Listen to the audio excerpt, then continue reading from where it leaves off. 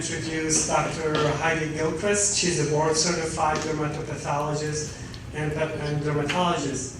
She has a very successful practice in Encinitas. She's brilliant and she knows too much about sunscreen and how to keep your skin young. So she's gonna give us a brief presentation today about how to be smart about applying sunscreen and how to stay young. Thank you, Heidi, for driving all the way from Encinitas, and go ahead. The microphone.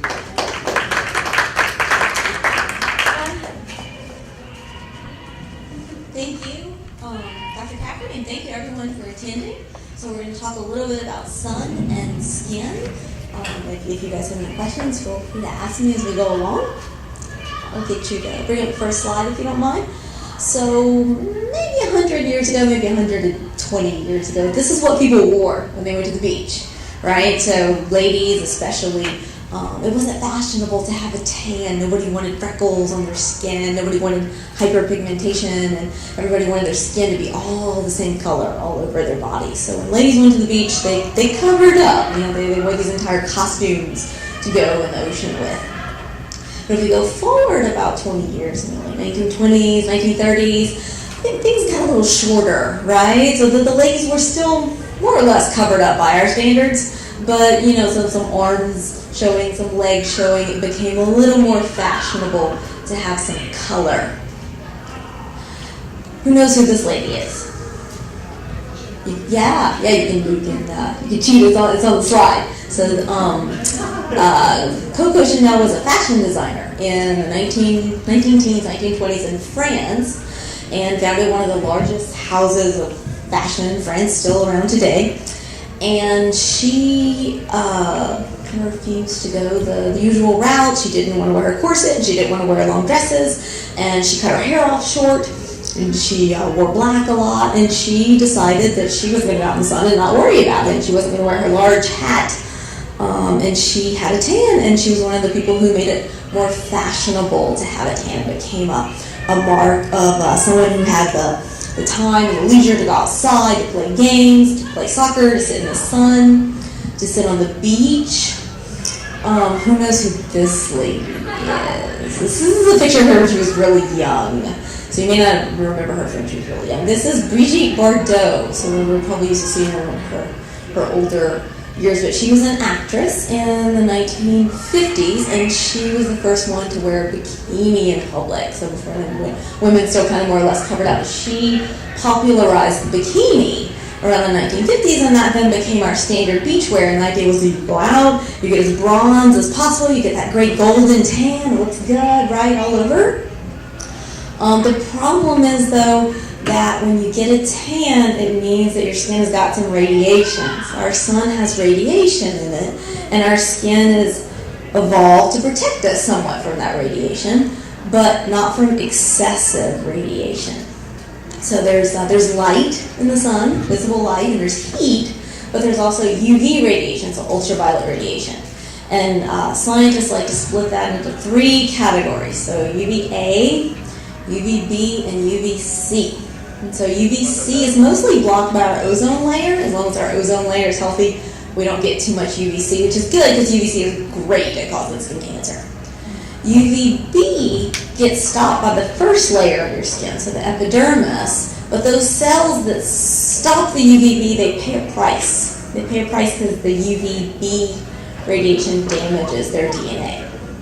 The UVA goes even deeper into the skin, so it goes into the second layer of skin, the dermis, and so it doesn't hit the cells and it doesn't cause skin cancer, but it hits the collagen in your skin. So the second layer of your skin, the dermis, has all the collagen in it, and that radiation basically kind of cooks your collagen. So your collagen's a protein, and just like when you cook a chicken breast on your stove, and that protein changes and it looks different, it kind of shrinks up and gets a different texture to it. The UV radiation actually kind of cooks the protein in your skin over time, many years. So this is actually what your skin looks like under the microscope. It's the same as the cartoon that we were just looking at. But in the dermis, the second layer, that's where all the collagen is. All these big pink bundles of protein or collagen protein, and then these cells up here, the epidermis, those are the cells that go back. Those are the cells that get their DNA damaged by the radiation and can turn into your skin cancer.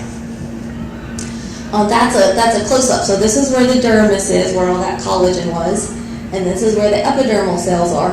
And right at the bottom layer of your epidermis, you have some cells that have melanin. And melanin is your color. So who you are, depending on your age, your ethnicity, how much you've been in the sun, everybody has a different amount of melanin in their bottom cell layer. People who have more melanin look darker and they get less sun damage. The melanin acts like a little umbrella. So the melanin is actually right on top of the nucleus of the cell. It's a little umbrella. It sits right on top. It absorbs the radiation, and it keeps the radiation from going into the cell and making it damaged. So this is normal skin. That's the photo we looked at just a little while ago. It has nice, healthy, pink bundles of collagen, nice, good bundles that all kind of weave together and make nice, elastic skin. The one on the right side is someone whose skin has been damaged. So that's an older person. They've been in the sun more, and their collagen turns into kind of these blue lumps. They're not nice bundles anymore. They kind of turn into like this, almost like a blue jelly, like an area where everything is all cooked and kind of fused together. So now that I told you all about the science of what happens to your skin in the sun, I'll talk about how we're going to stay out of the radiation. So sun radiation is fine. I mean, you live on planet Earth and you're going to play outside and you're going to enjoy your life. You're going to get sun. But you can be smart about how much you're getting. So it depends on a lot of things. One of the first ones is that it depends on where the angle is of the sun to the Earth. So right at noon, when the sun is coming, the sun is at the top of the sky, it's coming right down on you. That's the most radiation, when those radiation waves are coming right at you. As opposed to maybe at sunrise or at sunset, when the sun is on either side of you, the radiation is coming in at a tangent, and it's not so damaging. You just don't get as many rays, sun rays, as you would at noon in the middle of the day. So this slide shows kind of throughout the day what we just said. In the morning and in the late afternoon, so 8 o'clock and 6 o'clock in the afternoon, not as much radiation, whereas in the middle of the day, between say like 10 to 4, that's kind of your hours of when there's the most radiation. It also depends on the season. So people who live right at the equator, right? So people who live in Costa Rica, they're right at the equator. They get the same amount of sun pretty much all the time. But if we live in the northern hemisphere, when it's winter, the sun is closer to the southern hemisphere, and in the northern hemisphere we get less light. So there's less UV radiation in the winter, as opposed to in the summer, the sun is closer to us. So in the summer, the sun is positioned differently, and we're getting stronger rays from the sun. So now the nice thing about being a dermatologist is that you can show all the really interesting photos, all the really scary and crazy skin stuff. So we're going to look at some pictures of things that are skin cancer, just so you know what it might look like. These are precancerous spots. So they're a little bit hard to see. Sometimes you can feel them more than you can see them. They feel like bumps. So these kind of rough areas, or there's maybe a little bit of white dead skin on them, and the area underneath is kind of pink. They're usually pretty flat, and if you look close up, they kind of have a pink background, sometimes a brown background, and there's an area of dry white skin usually on top. That's called an actinic keratosis. So that's there's no quiz, you don't have to remember that, but that's a precancer spot. So that's not skin cancer.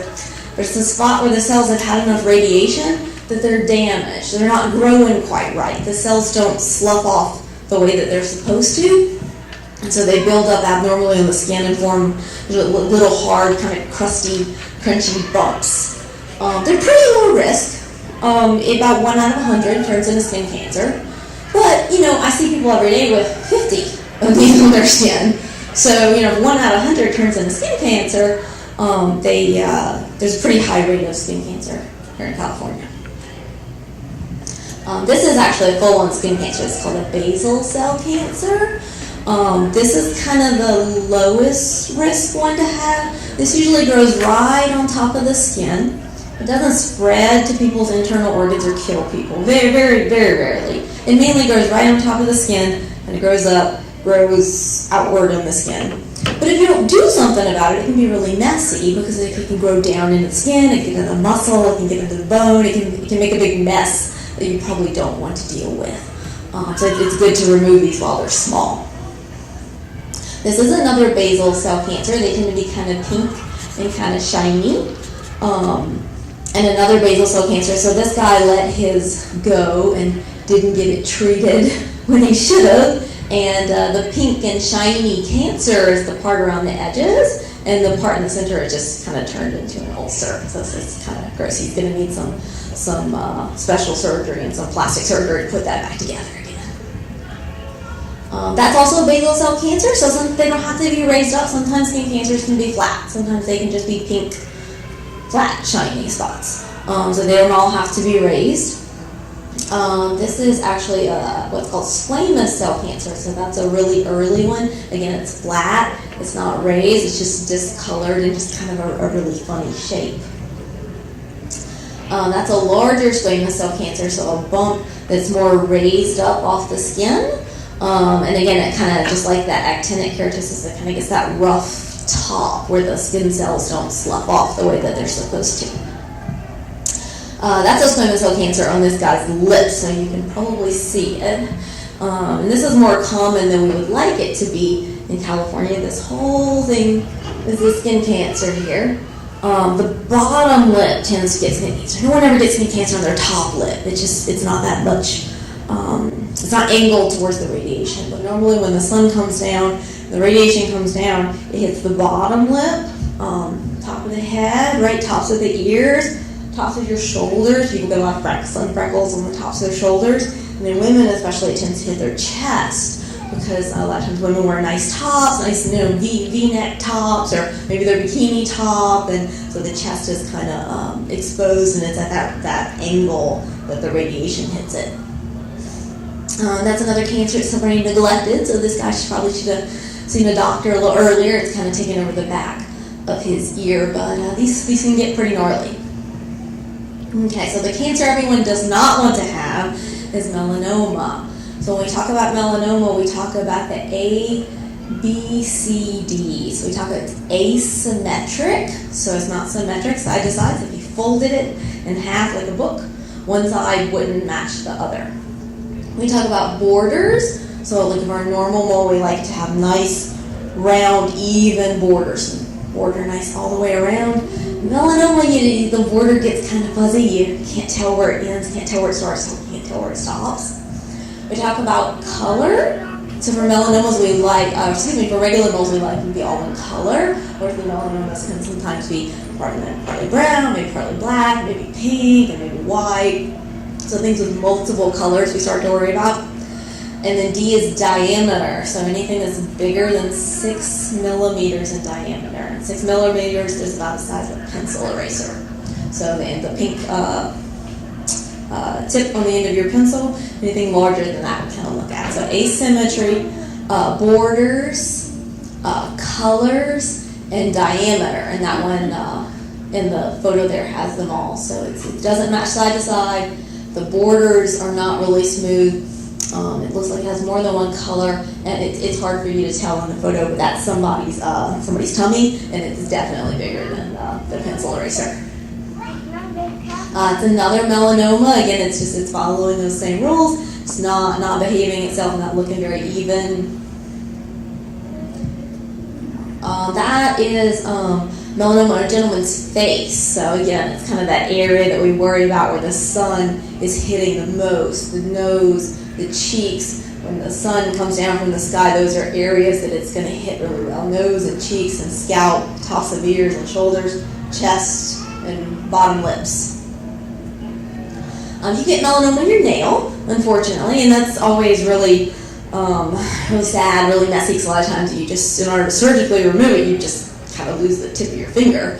But any new streak, a dark streak that grows in a fingernail or toenail, is always kind of suspicious, and we really want to make sure we address that right away. If you let it go, it can get pretty gnarly, kind of take over the whole nail, take over the whole finger, and then people lose fingers over that. So it's not something you want to let go and not have attended to.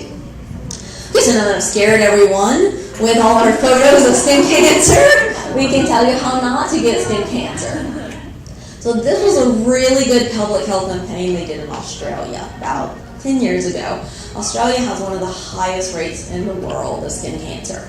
They're a bunch of mainly people of British descent, so Caucasian people that colonized Australia and New Zealand or Great Britain, and you put them in, an island country next to the equator. You have a whole bunch of very pale skin and a lot of sun, and a lot of people that were working outside, a lot of farmers, a lot of ranchers, a lot of like rough and ready outdoor types who are just going out, they're hiking and they're playing their soccer and they're doing other stuff. And Australia had a terrible rate of skin cancer. People died of melanoma right and left in Australia.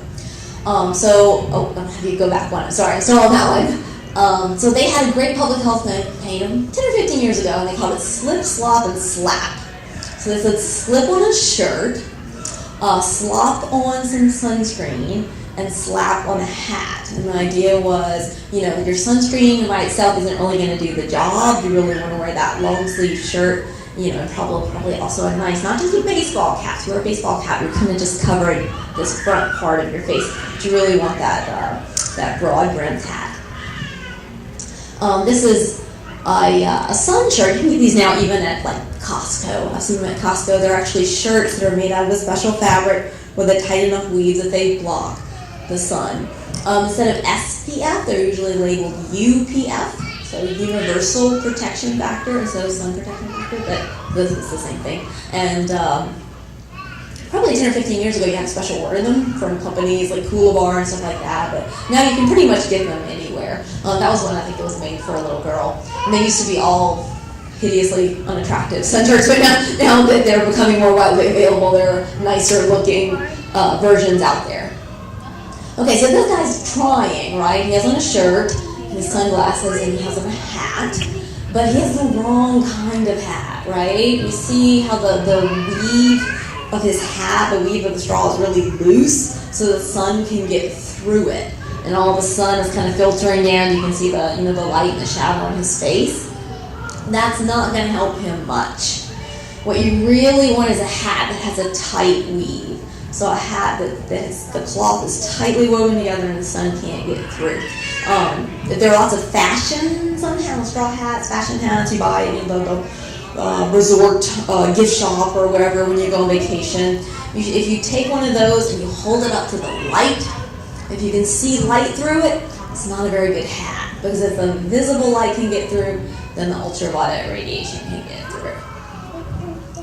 And then, of course, your third line of defense is the sunscreen. So we want to slip on the shirt, slap on the hat, and slap on the sunscreen. And this is just a reminder about our types of UV rays. So there's UVC, which is mostly blocked by our ozone layer. There's UVB, which hits our epidermis, our top layer, and damages the cells and causes skin cancer. And there's UVA, which goes deeper into the skin, into the dermis, the second layer, and cooks the collagen fibers, and that's what makes you look older. So when you look for a sunscreen, you need to look for one that blocks all the kinds of UV. So there are all sorts of active ingredients in sunscreens. Lots and lots, and you look at the back of the sunscreen label, or there's a list as long as your leg. But not all of them block every kind of UV. Some of them only block UVB, and some of them only block UVA, and some of them block both, and that's called broad spectrum when they block both UVA and UVB. Nothing blocks UVC, but that's good because we have an ozone layer to do that for us, so we're lucky in that. Usually people divide, or dermatologists divide sunscreens kind of into two categories, what they call chemical filters, so the ingredients in the sunscreen that are synthetic chemicals made in the lab to block the sun. We'll look at some of the names of some of those later. Are mineral filters. The mineral filters are mainly zinc oxide, so the old school white pasty stuff that the lifeguards would put on their nose to keep their nose from getting burned, and titanium dioxide.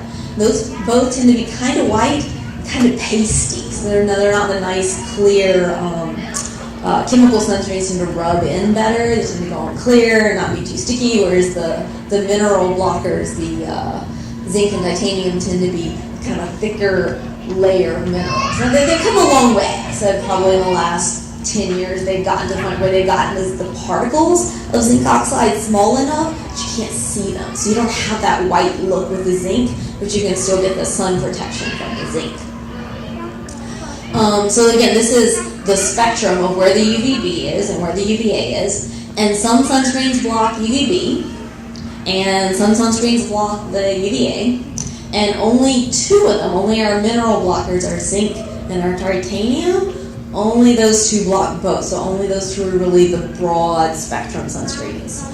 If a sunscreen has zinc or titanium as its active ingredient, it's broad spectrum, period.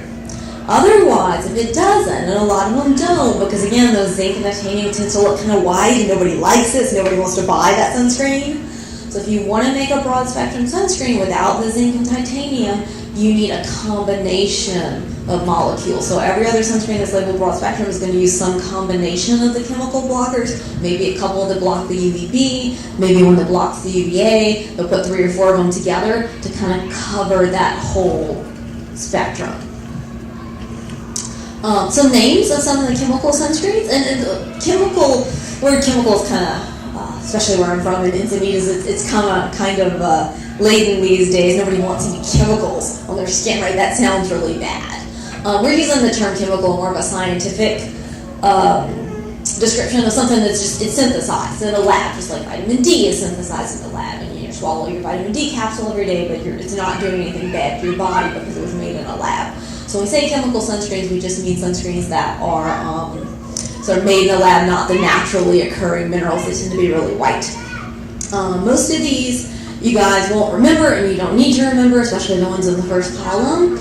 The 3 over in the second column are really your best ones. So Mixoryl got approved by our FDA in like 2006. And it's a really good blocker. It blocks a lot of UVA and UVB. It's not quite broad across the whole spectrum, but it is close. The problem with sunscreen in the US is that it's considered an over-the-counter drug. So all sunscreens are regulated as over-the-counter drugs in the US, just like Advil, just like Tylenol, just like Benadryl. They're considered a drug by the FDA. So any new sunscreen ingredient in the US has to be approved by the FDA. It has to go through the FDA process, and it takes a few $1 million, and somebody has to spend a decade sort of applying to the FDA and getting this thing approved. Whereas, lots of other things, supplements that you take, maybe you take an herbal supplement, maybe you take supplements from Sprouts or something like that. None of those are regulated as drugs by the FDA, so they can put anything they want in those. They just put a little statement on the bottom that says this has not been, these claims have not been substantiated by the FDA. They're fine. With the sunscreen, any company that makes sunscreen can't do that because technically sunscreen is a drug in the US, and so any sunscreen ingredient has to be approved. Therefore, it's hard to get new sunscreen ingredients in the US because nobody's going to make tons and tons of money on sunscreen, and so companies don't always want to put the millions and millions of dollars into making a new type of sunscreen. Like, we got our Banana Boat, we got our Neutrogena, we got our, who needs a new sunscreen, to be on the market. And so a lot of blockers, the 3 on the right side column especially, are in European sunscreens and in sunscreens in Asia, but they're not available in sunscreens in the US because they're just not approved in the US just for reasons of economics and politics and the politics of what is a drug. Mixoryl actually did get approved here, and like I said, in 2006, about 10 years ago, but it's under patent, and it's only found in a certain branding of sunscreen made by L'Oreal, is the company that got it approved in the US. So it is a very good blocker. It's an excellent one if you can find it, but you're going to have to look for it in very certain sunscreens by L'Oreal because it's not going to be in your Banana Boat and it's not going to be in your Costco brand sunscreen. They can't. It's under patent by L'Oreal. The Tenosorb and the Euvanol are actually really good sunscreens, but we just don't have them available in the US. That being said, this is the age of the internet, and you can get anything on Amazon. And should you want to find a sunscreen with those last 2 ingredients in it, you probably could, and you would probably be shipped to you somewhere from in Europe or Asia. But it won't be a U.S. product. Okay. Again, so as opposed to the chemical sunscreens, the physical sunscreens and the mineral sunscreens with your zinc and your titanium tend to look more white, more pasty. But if you look for one of the more modern ones, again, the science has gotten those little molecules of zinc down so small they don't look nearly as white and pasty as they used to. So these are all full spectrum sunscreens. I'm not necessarily recommending any one of these more than the other. Some of them can be more expensive, especially if they're targeted to ladies and be sold at department stores. Some of them can be not too expensive, be sold at Costco. But there are several U.S. Brand names out there: Neutrogena, Aveeno. L'Oreal has sunscreens that are broad spectrum. This one, number 8. Is actually made by a company called La Roche-Posay. That's the parent company of L'Oreal, and that's the sunscreen that has that Mixoryl in it, that really good blocker. That's the European sunblock that finally got approved in the US. So what about the number, right? So everybody always comes in the office and they're like, somebody told me that I don't even need SPF 100, doesn't make any difference because, SPF 30 is enough. And theoretically, yes, right? So SPF 15 blocks 94% of UV. SPF 30 blocks 97%, which is really good. And after that, it's kind of a law of diminishing return. So you bump it up to 45, you're only blocking 1% more of UV. The way they do that test, though, it's really, really technical.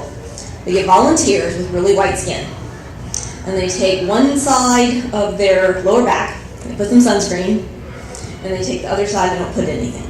And they shine a sun lamp on them and they see how long it takes them to burn. And if it takes 15 times longer to burn with the sunscreen, that sunscreen gets an SPF of 15. So, super, super technical stuff there. But the key is when they do that test in the lab, they put the sunscreen on 2 milligrams per square centimeter. That's like cake frosting. That's thick sunscreen. Nobody puts on the amount of sunscreen that they do when they do that test. Most people put on half to maybe a third of that amount of sunscreen. So really you can take that number on the bottle and divide it by 3. So if you're putting on SPF 30, you're probably getting more like 10. If you're putting on SPF 45, you're probably getting more like a 15, which is great because you're blocking 94% of UV, but you're not actually getting a 45, you're probably getting something more like a 15. So yeah, actually the number does matter. Because of the way the test is done, it's a very accurate test, very precise test. It's not really relevant to real life because nobody puts on the level of sunscreen that is put on the lab when they do the test for the SPF. So that's it, and I'm very open to questions. So again, you remember you wear your shirts, your laundry shirts, you wear your hats, you wear your sunscreen. If you're going to be at the beach and going to play beach volleyball, it's a good idea to play early in the morning or late at night when the sun isn't as strong. When you choose the sunscreen, try to choose one that says broad spectrum, especially if it has zinc in it, or it has titanium in it, or if it has the Mixoryl in it. And also know that you're not limited to sunscreens made in the U.S. and that you can actually get some really good products online if you look for some foreign-made sunscreens. Yeah.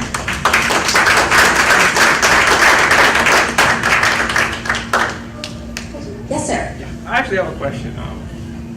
As you can tell, I have a lot of melanin in my skin. I've never worn sunscreen, but neither has anyone in my family. Now, my wife, she's biracial and she wears sunscreen. First African American I've ever met to do it. Right, and so the issue for me is, do I put sunscreen on my child? I'm more concerned with the chemical exposure, right? And so, I don't know, it seems like for African Americans that are dark skinned such as I with a lot of melanin in the skin, the risk of contracting melanoma seems very small. And so, again, my question goes back to, is the chemical exposure more substantial? And is it a worthwhile risk to take? Okay, so there's kind of 2 things to be addressed there. Okay. Unfortunately, only about 75% of melanoma is caused by the sun is actually under our control. The other 25% is just bad luck, and even African American people can get melanoma and have seen it. And in fact, they're more likely to get melanoma on a hand or foot, and they're unfortunately, statistically, they're more likely to die of melanoma. So it's one that's still important, even if you're Hispanic, if you're Indian, even if you're African American, if you're Native American, to know that, skin cancer is still a real risk. It's just not as large of a risk. Could you quantify that? What is the risk? Can you quantify? I'd be making it up if I told you right now. I'm sure I knew that at one point, and I could probably look it up for you pretty easily. But I told you a statistic right now. I'm not sure I would get it accurate. But it's much, much, much smaller than, say, my risk. But it's still real. I believe it was Jimi Hendrix that died of melanoma on his foot. He didn't know it was there. He just didn't get it attended to, and he actually died of metastatic melanoma. So I guess the other part, is there any type of risk from the chemical exposure from the sunblast? Right. So that was the main drive of your question as well. We're putting all this stuff on our skin. How much of this are we absorbing across our skin, and then what happens to it? Does it get in our bloodstream? From our bloodstream, it goes to our liver. So our liver is responsible for detoxing all this stuff. If you can flip back for me, if you don't mind, with a list of sunscreen ingredients. This slide. So there are 2 ingredients that I choose to avoid. They're technically approved by the FDA. They're recognized as safe. But the benzene-derived ingredients, so avobenzone and oxybenzone, are benzene derivatives. They've been approved. They're considered safe. But they are benzene derivatives, and benzene, we know in the state of California, it's one of those things that gets labeled as, this can cause cancer. How much of it is really absorbed across your skin? The great studies have not been done. There were some studies done, and in them, the men in the studies seem to have none of this avobenzone and oxybenzone in their blood. Nothing. But men have thicker skin. Women and children in the studies, they actually did find the oxybenzone in the urine of the women and children. So what does that mean? Well, it means you absorbed enough of it across your skin for it to get processed, through your blood, through your kidneys, and show up in your urine. Is it enough to hurt you? We don't really know, but it's not really something I would like to find out by experimentation. But there are so many other good, much better sunscreens. Avobenzone and oxybenzone are not great blockers. If you can back up, I think it's one more slide. The oxybenzone is here. It's not a great blocker. It only blocks this small amount of radiation. And there's some other nice things like zinc that are not absorbed into your skin that block that radiation. So it's, no, we don't really have to use it, so why use it, right? So I generally tell my patients, just don't use the avobenzone, don't use the oxybenzone. Use the ones with the zinc, the titanium, the mix, or other better sunscreens anyway. And that way you don't have to worry about it. Thank you. Yeah. Is there a certain UV number that when you look at the weather for the day, if it's like a 2 or a 3, it's low or moderate or whatever, is there a certain number where you should put sunscreen on, and or you just put it on every time you go outside? I don't even look at that number. Okay. And there are all sorts of things. There are apps on your phone now that'll tell you the UV. There are cool bracelets you can wear that'll turn colors on your wrist, kind of like a mood ring when there's high UV. There are little wrist UV monitors you can wear. I ignore those. I wear sunscreen every single day. Summer, winter, rain, shine. Because UV is not the same as light, and it's not the same as heat. UV radiation is invisible. We can't feel it. It's kind of like microwaves or radio waves. It's a kind of radiation that we can't see or feel or even detect. So even on a winter day, you can get some UV. So when I brush my teeth in the morning, I put my sunscreen on. It's just something I'm in the habit of doing. And how often do you reapply, if you're out, let's say at the beach or the pool, or you're out substantially? If I'm out substantially, at least every 2 hours. If I'm really I know, I'm hiking in Hawaii and it's just pouring, it's noon and the sun is just pouring down, I probably will put it on every hour just to be sure. Because people think they still have sunscreen on, right? They're like, well, that's all sunscreen on. And the lotion is still there, but the actual ingredient in the sunscreen kind of gets used up by the sun, so you think you still have some on, but it's not actually really there after a couple hours. So if it's really just you're in Hawaii, you're in Costa Rica, you're going hiking, you're in the pool, probably once an hour, and all the studies, they say, every 2 hours if you're really actively exposed. On any normal given day, if you're just running around, running your errands, probably like every 6 hours is probably good. So if you put it on in the morning when you brush your teeth, and you went out and ran some errands, you should probably reapply it at lunchtime before you drive home from work and, at 5 o'clock in the afternoon sun. So. Spray versus paint. Okay. I don't like the sprays for a couple of reasons. One, they don't work that well because people go shh, and they go shh, and they're done. And that's nowhere near cake frosting. That is the thinnest ever layer of sunscreen. You're getting nowhere near the number on that bottle. And so people think they have sunscreen on. They don't have much sunscreen on. And they go get horribly burned. And they come in the office and they're like, but I sprayed it on my back. But you didn't get anywhere close to 2 milligrams per centimeter squared. It's not. It's the thinnest little layer ever. And then 2, there's some concern about the spray. Sunscreen, I'm fine with it on my skin. I don't really want it in my lungs. And a lot of people tend to spray their kids because the kids are active, for moving, they want to go, they want to go to the beach, they're ready to swim, and you're kind of holding on with one hand, and Johnny's like running off, and you're like, wait, spray him, right? And so you're not getting very much on him. And 2, every time he breathes, he's sucking that in. I don't really think I need a coat of sunscreen on the inside of my lungs or on Johnny's lungs. And we don't know what that might do, so I don't recommend that people use the spray because I just don't want them to inhale it. And 2, it doesn't work that well and it gives people kind of a false sense of security in the sun. I work in downtown and I work at a shipbuilding place and they're constantly welding. Is there a diet or like if you eat more vitamin food, like fruits and stuff like that, does that possibly help you along with the sunblock and everything else that you spoke about? Okay, so 2 things. As far as I know, the light from welding is not UV radiation. It's heat and it's visible light. I don't think there's any UV in it. I'm not positive though. I've actually have never welded in my life, but usually people are wearing the full face mask. But yes, in general, a diet high in antioxidants, right? So they always tell you eat your colors, eat your red tomatoes and your purple grapes and your green broccoli, and eat all the colors of the orange carrots and eat all the colors of the rainbow. And you get lots of antioxidants.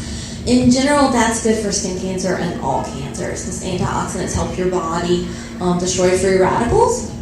And free radicals can cause cancer. So yeah, definitely a nice healthy diet full of plant foods, full of fruits, full of vegetables. Not going to hurt anyone and probably would help you not get all kinds of cancer, including skin cancer. And then I believe like 10, 15 years ago they would say, 3 servings. Then like 10 years ago they said, 6 servings. Do you see it going up more maybe? It's one of those things like the UV index that I just kind of tend to ignore because I don't think they do a good enough job anyway. I think everyone should eat as many vegetables as they possibly can. Yeah. So I don't know what we're up to. For some reason I thought it was 11 at the moment, but then they had the pyramid and they changed the pyramid, now the pyramid to the plate, and the government kind of keeps changing their recommendations. So in general, I think as many vegetables as you can eat is probably a good thing. Oh, I'm sorry, I think we have one more. I'm at that age where I start listening to all my friends that are doing things to make their skin better. And one of them is this thing where that it creates new collagen. And it's done through a laser. Have you heard of that? It depends on which therapy you're talking about. There are lots and lots of things out there that claim to create new collagen, and the collagen is the stuff that gets cooked in the sun and gets broken down as we get older. So you can recreate. You can, but there are only a handful of things that can do that. So I'm not sure what treatments your friends had. There are a few lasers out there that can do that. There are a few infrared light systems that can do that. There's if not all skin creams or rainbow creams, just a few of the ones that have retinol can help create new collagen. Glycolic acid, alpha hydroxy acids can help create new collagen as well. Mm-hmm. Okay, great. Fantastic. Thank you so much.